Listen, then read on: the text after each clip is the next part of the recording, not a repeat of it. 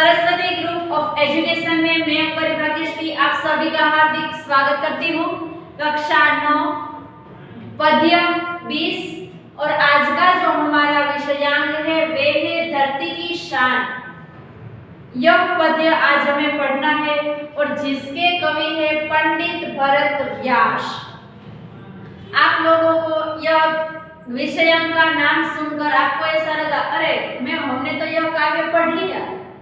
हाँ, आप लोग 7वीं कक्षा में भी यह काव्य है, यह पद्य है वे पढ़ चुके हैं।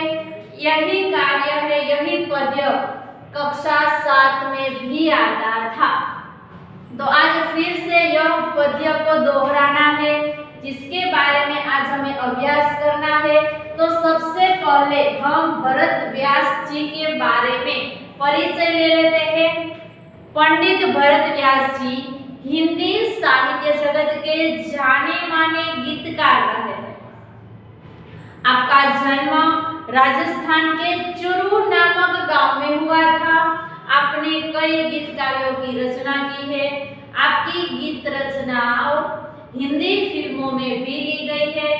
आपकी रचनाओं में विभिन्न मानव मूल्य प्रस्थापित हुए हैं। और सबसे याद रखने की बात यह है छात्रों कि प्रस्तुत गीत यानी कि आज हम जो यह पद्य पढ़ने वाले हैं धरती की शान, इसका साहित्य प्रकार है गीत। और यह जो प्रस्तुत आज गीत में पढ़ाने वाली हूँ आपको, वह गीत सन 1958 में आई हिंदी फिल्म गांव से गोरी लिया गया था। तो यह जो काव्य है वे एक हिंदी फिल्म में भी गाने में आ चुका है, जिसके बारे में आज हमें अभ्यास करना है। तो आपको यह काव्य आता ही है, कक्षा 7 में पढ़ चुके हैं, इसीलिए ज्यादातर मुझे समझाने की बहुत जरूरत नहीं पड़ेगी। इसका अभ्यास की शुरुआत हम आगे करते हैं।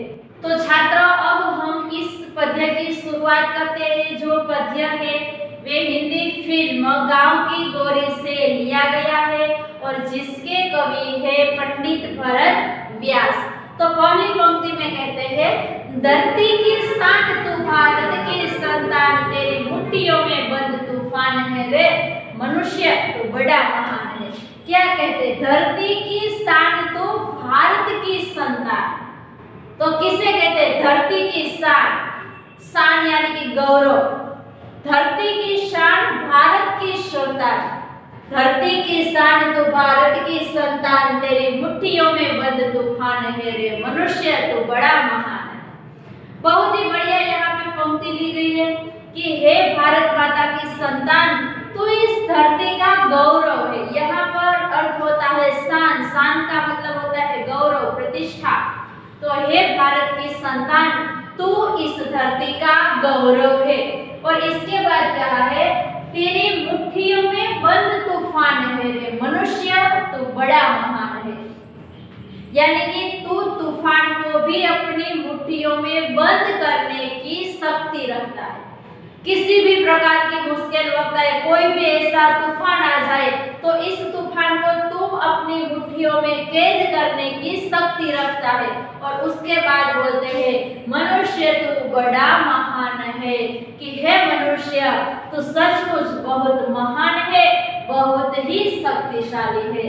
तो इस पंक्ति का अर्थ होता है कि हे भारत माता की संतान, तू इस धरती का गौरव है। तू तूफानों को भी अपनी मुट्ठी में बंद करने की ताकत रखता है।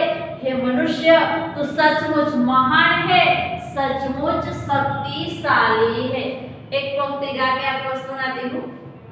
धरती की शान तू भारत की संतान, तेरी मुट्ठियों में बंद तूफान है रे मनुष्य तू बड़ा महान है। बोल मत मनुष्य तू बड़ा महान है। तो यहाँ पे कवि ऐसे कहते हैं कि तू जो कुछ भी चाहे वे कर सकता है, इसलिए हे मनुष्य तू सचमुच ही महान है, सचमुच ही शक्तिशाली है। उसके बाद कहते हैं तू जो चाहे पर्वत पहाड़ों को फोड़ दे।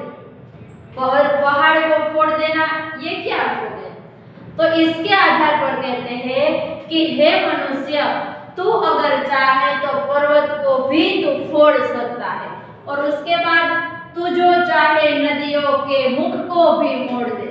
अगर मनुष्य चाहता तो मुख को मोड़ देना, यानी कि नदी का जो प्रवाह है इस ओर आता है, अगर मनुष्य चाहता तो नदी का प्रवाह इस ओर नहीं लेकिन इस तरफ भी बदल सकता है। उसके बाद क्या कहते हैं, तू जो चाहे माटी से अमृत निचोड़ दे, तू जो चाहे धरती को अंबर से जोड़ दे। तू जो चाहे माटी से अमृत निचोड़ दे, यानी कि कहते हैं कि तू चाहे तो मामूली समझे जाने वाली मिट्टी से भी अमृत निकाल सकता है। हमारी जो यह मिट्टी है, सब लोग कहते हैं ये मामूली, लेकिन अगर इसमें मनुष्य चाहेगा तो उसमें से अमृत भी निकाल सकता है। और उसके बाद कहते हैं, तू जो चाहे धरती को अंबर से छोड़ दे। अंबर यानी कि आसमान, आकाश। तो तू ऐसा चाहे तो धरती को आकाश के साथ जोड़ देगा, ऐसा कवि मनुष्य से कहते हैं। और उसके बाद कहते हैं, अमर तेरे प्राण मिला तुझको वरदान, तेरी आत्मा में स्वयं स्वयं भगवान है रे, मनुष्य तू बड़ा महान है। अमर तेरे प्राण मिला तुझको वरदान। यहाँ पे कवि ऐसे कहता है कि हे मनुष्य, तेरे प्राणों का अमर रहने का वरदान मिला है। आपको ऐसा लगा कि नहीं, ये तो गलत बात हो गई, इसमें कहाँ हमें अमर रहने का वरदान मिला है। लेकिन आपको पता है हमारा जो शरीर है छात्रों वे नाशवंत है, लेकिन हमारा जो आत्मा है वे तो अमर है। आज जो मनुष्य है उसका निधन हो जाता है, कोई दूसरी योनि में उसका जन्म होता है, तो लेकिन उसने तो जो देह है वे बदला है, लेकिन उसकी आत्मा तो अमर ही है। इसीलिए यहाँ पे कवि कहते हैं कि हे मनुष्य, तेरे प्राण तो अमर है, तुझे ऐसा वरदान मिला है, और तेरे आत्मा में स्वयं भगवान है, कि तेरी आत्मा में स्वयं भगवान का वास होता है। आपको पता है सभी लोग ऐसा बोलते हैं कि सभी मनुष्यों के अंदर में, हृदय में परमात्मा का वास होता है, लेकिन हम उसे कभी देख नहीं सकते। सभी मनुष्य में कई तरह, कई रूप में भगवान, हमारे ईश्वर हमारे इर्द गिर्द घूमते रहते हैं। यहाँ भी ईश्वर है, आपके पास ईश्वर है, मुझ में भी ईश्वर है, आप में भी ईश्वर है। सभी जगह कण कण में ईश्वर का वास है। इसीलिए यहाँ पे कवि ने कहा है कि तेरी आत्मा में स्वयं भगवान रहता है, इसलिए तुझे मरने का भय नहीं होना चाहिए। इसीलिए तुम्हें मरने के लिए कोई भी प्रकार का भय नहीं रखना चाहिए। तो छात्रों, इस पंक्ति का अर्थ होता है कि सभी पहली पंक्ति है धरती की शान, इसके आधार पर कवि कहते हैं कि हे भारत माता की संतान, तू इस धरती का गौरव है, तू तूफान को भी मुट्ठियों में बंद करने की ताकत रखता है। हे मनुष्य, तू स्वयं सचमुच शक्तिशाली है। और उसके बाद कहा है कि तू जो चाहे पर्वत को फोड़ दे, कि हे मनुष्य, तू चाहे तो पर्वत को भी फोड़ सकता है, नदियों के प्रवाह को भी दूसरी ओर मोड़ सकता है, तू चाहे तो मामूली समझी जाने वाली यह मिट्टी में से भी अमृत निकाल सकता है। और इसके बाद कहा है कि तू अगर चाहता तो धरती और आकाश दोनों को एक कर सकता है, दोनों को जोड़ सकता है। और हे मनुष्य, तेरे प्राणों को अमर रहने का वरदान मिला है, तेरी आत्मा में स्वयं भगवान यानी कि स्वयं ईश्वर का वास है, इसीलिए तुझे मरने का भय नहीं होना चाहिए। इसके बाद यहाँ पे कवि कहते हैं कि नैनों में ज्वाल तेरी गति में पूछा। नैनों में ज्वाल, ज्वाल यानी कि अग्नि की ज्वाला है, तेरी गति में भूचाल, भूचाल यानी कि भूकंप, और उसके बाद तेरी छाती में छिपा महाकाल है। महाकाल हम शिव को बोल सकते, यहाँ पे शिव की बात की गई है। और उसके बाद बोला है कि पृथ्वी के लाल, लाल यानी कि पुत्र, पृथ्वी के लाल तेरा हिमगिरी सा भाल, हिमगिरी, हिमगिरी यानी कि हिमालय पर्वत, और भाल यानी कि मस्तक, हमारा जो मस्तक होता है, कपाट का भाग होता है, उसे बोलते हैं भाल। और उसके बाद है निज को तेरी भ्रुकुटी में तांडव का ताल। भ्रुकुटी यानी कि भौं, और तांडव का ताल, ताल का अर्थ होता है लय है। और उसके बाद निज को तू जान जरा शक्ति पहचान, कि हे मनुष्य तुम खुद को जान और तेरी शक्ति को पहचान ले। तेरी वाणी में युग का आह्वान है, वाणी में युग का आह्वान, आह्वान यानी कि पुकार है। तो इस पंक्ति का अर्थ होता है कि यहाँ पे कवि कहते हैं कि नए लोक में ज्वाल तेरी गति में भूचाल। कवि कहते हैं कि हे मनुष्य क्रोध से भरे तेरे नयन अग्नि की ज्वाला के समान बन सकते हैं। तेरे जो नयन है, तेरी जो आंखें अग्नि की ज्वाला के समान है। और उसके बाद तेरी छाती में छिपा महाकाल है, तेरी गति में भूकंप लाने की शक्ति है। और स्वयं महाकाल तेरे हृदय में, तेरे सीने में रहता है। और उसके बाद हे मनुष्य तू पृथ्वी का पुत्र है, कहा है ना कि पृथ्वी के लाल तेरा हिमगिरी सा भाल, यानी कि हे मनुष्य तुम पृथ्वी के पुत्र हो। और उसके बाद कहा है कि तेरा मस्तक हिमगिरी सा भाल, यानी कि तुम्हारा जो मस्तक है वे हिमालय की तरह ऊंचा है। और उसके बाद बताया है तेरी भ्रुकुटी में तांडव का ताल है, तेरी भ्रुकुटी, तेरी भौं में भगवान शिव के तांडव नृत्य, जो उसके जो लय है, जो विनाश करने की शक्ति है, हे मनुष्य वे तुझ में है। और उसके बाद है निज को तू जान जरा शक्ति पहचान, तेरी वाणी में युग का आह्वान है रे मनुष्य तू बड़ा महान है। तो इसके बाद कवि कहते हैं कि तू खुद को पहचान, तुझ में अपार शक्तियां छिपी हुई है, उन्हें जानने का तू प्रयत्न कर। तू चाहे तो तू तेरी वाणी में नए युग को भी बुला सकते हो, नए युग को भी पुकार सकते हो। ऐसी शक्ति है मनुष्य तुझ में पड़ी है, तुम्हें खुद को जानना है। तुम क्या कर सकते हो? तुम जो क्रोधित होते हो तो तुम्हारे नेत्र है वे अग्नि के ज्वाला के समान बन जाती है। और तुम्हारी जो गति है उसमें भूकंप को लाने की शक्ति है। स्वयं महाकाल यानी कि स्वयं शिव परमात्मा वे तुम्हारे हृदय में बसते हैं। और उसके बाद हे मनुष्य तू पृथ्वी का पुत्र है, तेरा मस्तक हिमालय की तरह ऊंचा है, तेरे भौं में शिव के तांडव नृत्य का यानी कि विनाश करने की तुझ में शक्ति है। इसीलिए हे मनुष्य तुझको खुद को जानना है, तेरी शक्ति को तुम्हें पहचानना है। और तेरी वाणी में इतनी ताकत है कि वे नए युग को भी पुकार सकती है। इसके बाद की पंक्ति में हम देखते हैं तो कवि कहते हैं कि धरती सा धीर तू है अग्नि सा वीर। धरती सा तू धीर है, तू अग्नि के समान वीर है। और उसके बाद है तू जो चाहे तो काल को भी थाम ले। काल यानी कि समय, समय को भी तुम रोक सकता है। किसी के हाथ में समय रुकता नहीं है, समय उसका कार्य करता ही रहता है। उसके बाद पापों का प्रलय रुके, पशुता का शीश झुके। पापों का प्रलय रुके, पशुता यानी कि दुष्टता, शीश झुके यानी कि उसका मस्तक झुक जाए। तू जो अगर हिम्मत से काम ले, अगर हे मनुष्य तू हिम्मत से काम लेगा तो जो भी दुष्टता यहाँ पे हो रही है वे सब खत्म हो जाएगी।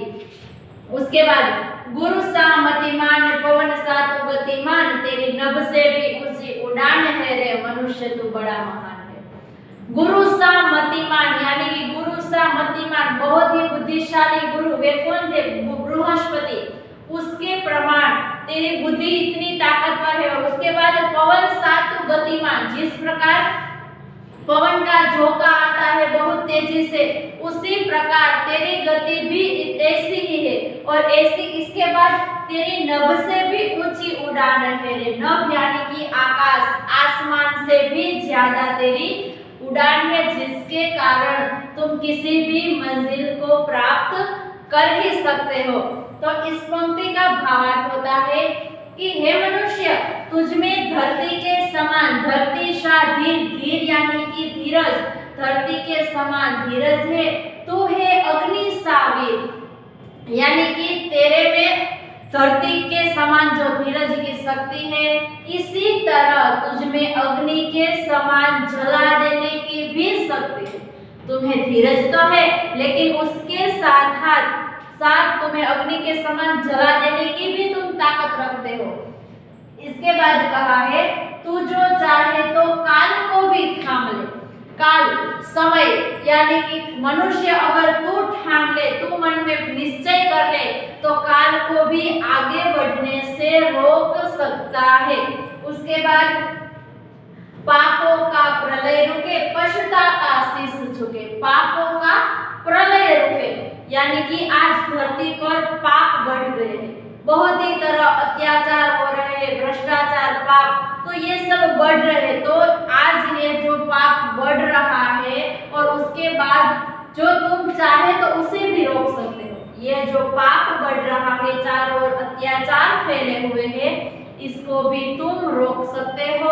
और उसके बाद जो पशुता आज अपना सिर, पशुता यानी कि दुष्टता, जो दुष्ट है वे आज अपना सिर उठा रही है, अगर तू उसे हिम्मत से, जो यहाँ पे बताया है, तू जो अगर हिम्मत से काम ले। आज दुष्टता इतनी बढ़ गई है, लेकिन हे मनुष्य, अगर तू हिम्मत से काम लेगा तो क्या हो सकता है, उसको भी परास्त कर सकता है, उसको यानी कि दुष्टता को भी तुम पराजित कर सकते हो, उसको हरा सकते हो।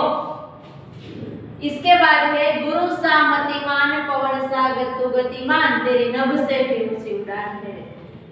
कि हे मनुष्य, तुझ में बृहस्पति जैसी उच्च कोटि की बुद्धि है।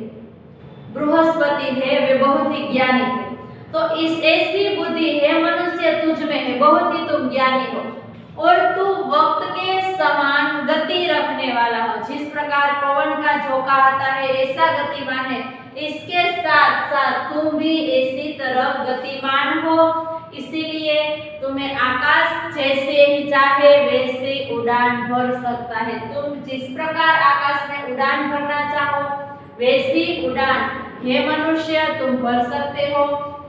वस्तुतः इस पंक्ति का अर्थ, धरती के समान तुझ में धीरज है, अग्नि के समान तुझे भस्म करने की ताकत है। मनुष्य अगर तू ठान ले तो तू काल को भी रोक सकता है। आज धरती पर पाप इतना बढ़ गया है, लेकिन अगर तुम हिम्मत से काम लेगा तो तुम इस दुष्टता को भी दूर कर सकते हो। इसके बाद है कि हे मनुष्य, तुझ में बृहस्पति जैसी बुद्धि है, शक्ति है, ज्ञान है, जिसके कारण तुम वक्त के समान उसकी गति रखने वाले हो। इसीलिए तुम आकाश में जैसे भी चाहे वैसी उड़ान तुम भर सकते हो।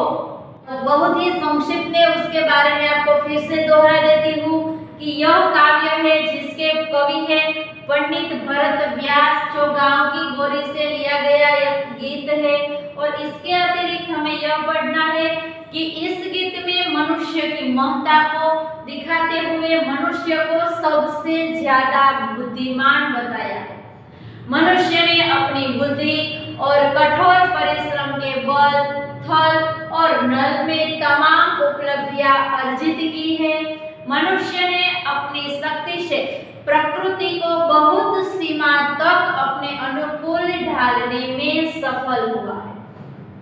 इसके अतिरिक्त कवि कहते हैं कि कवि बताते हैं कि मनुष्य की शक्ति के सामने कोई भी कार्य असंभव नहीं है। मनुष्य जो कुछ भी कार्य चाहता है वे कर सकता है। मनुष्य जो चाहे वह प्राप्त कर सकता है। यानी कि मनुष्य को धरती की शान यही भाव काव्य है, अंतर्निहित है, यही हमारी महानता का प्रमाण है। तो इस तरह छात्र यहाँ पे जो आज का हमारा जो पद्य है धरती की शान, ये यहाँ पे खत्म होता है। वस्तुतः यही बात आपको याद रखनी है कि मनुष्य जो कुछ भी कार्य चाहता है, जो कुछ भी प्राप्त करना चाहता है वे कर ही सकता है। उसके लिए किसी भी कार्य असंभव नहीं है।